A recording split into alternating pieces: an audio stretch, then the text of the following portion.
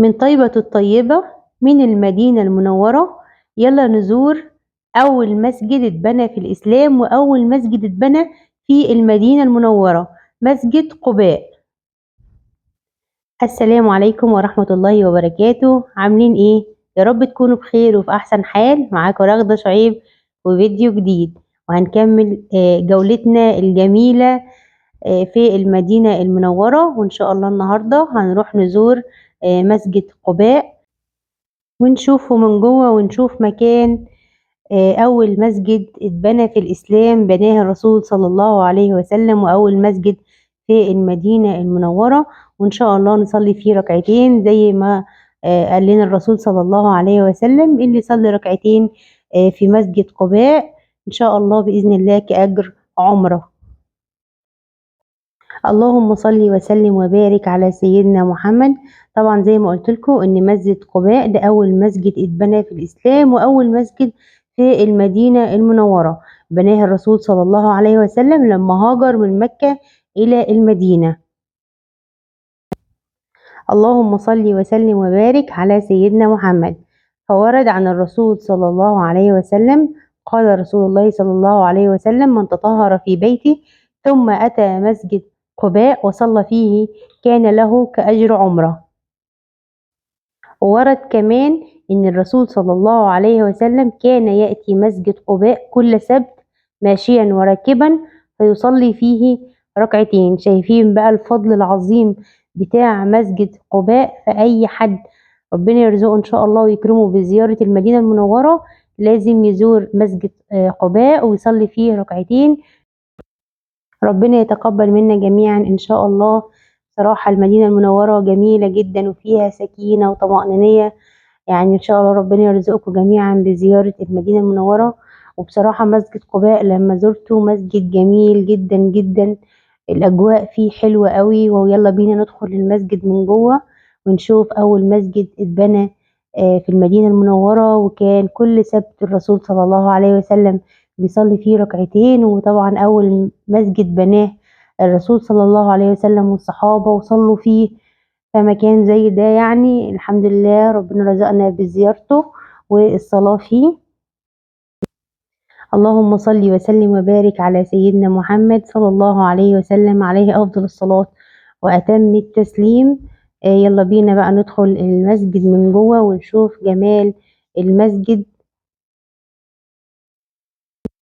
اللهم صل وسلم وبارك على سيدنا محمد عليه أفضل الصلاة وأتم التسليم. طبعا يكفي بس ان الرسول صلى الله عليه وسلم كان بيمشي من بيته اللي في المسجد النبوي لغاية مسجد قباء كل سبت ويصلي فيه ركعتين. يعني الواحد لما بيحس الأحاسيس دي وهو داخل مسجد قباء كده يعني ربنا إن شاء الله يرزقكم جميعا وتحسوا جميع الأحاسيس، الأماكن اللي تواجد فيها الرسول صلى الله عليه وسلم وصلى فيها ومشى فيها.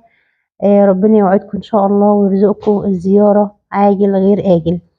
فطبعا ده حديث الرسول صلى الله عليه وسلم: من تطهر في بيته ثم أتى مسجد قباء فصلى فيه صلاة كان له كأجر عمرة. صدق رسول الله صلى الله عليه وسلم. ربنا يتقبل منا جميعا. بسم الله ما شاء الله، دخلنا المسجد والحمد لله ربنا رزقنا وصلينا فيه ركعتين. وصورت لكم كده بعض من أجواء المسجد. طبعا الجزء اللي أنا فيه ده اللي بصور منه ده جزء النساء، وفي فاصل خشبي زي ما هنشوف مع بعض، ومن قدام بقى جزء الرجال. طبعا أكيد جزء الرجال ده اللي كان فيه المحراب بتاع الرسول صلى الله عليه وسلم، وفيه المكان اللي كان بيصلي فيه الرسول صلى الله عليه وسلم. زي ما انتم شايفين أجواء المسجد، يعني هو زي ما اتعمل زمان، بس كل الفكرة ان حصل فيه توسيعات كتير عشان العدد طبعا مختلف عن العدد زمان غير دلوقتي.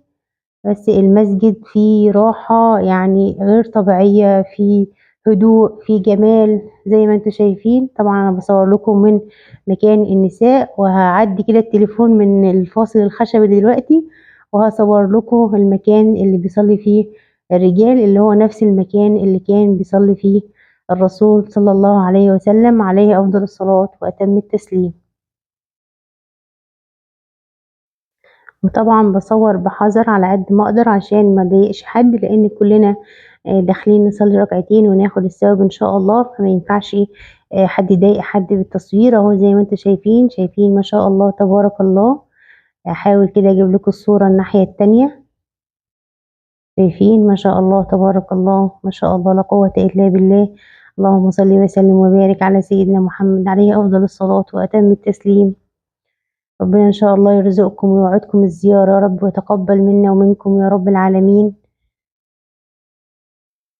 المدينة يعني مفيش أجمل من زيارة المدينة المنورة ومكة المكرمة، ومستمرين إن شاء الله في مزارات المدينة المنورة إن شاء الله. فمسجد قباء من المساجد اللي يعني هتستمتعوا جدا بزيارتها. أول مسجد اتبنى في الإسلام، وأول مسجد اتبنى في المدينة المنورة، ومسجد كان الرسول صلى الله عليه وسلم بيروحوا مشي أو راكب كل سبت يصلي فيه ركعتين إن شاء الله. ربنا يرزقكم الزيارة إن شاء الله، ويكتب لنا العودة للمدينة المنورة. وانتظروني إن شاء الله في الفيديو اللي جاي، وهنكمل مزارات المدينة المنورة. والسلام عليكم ورحمة الله وبركاته.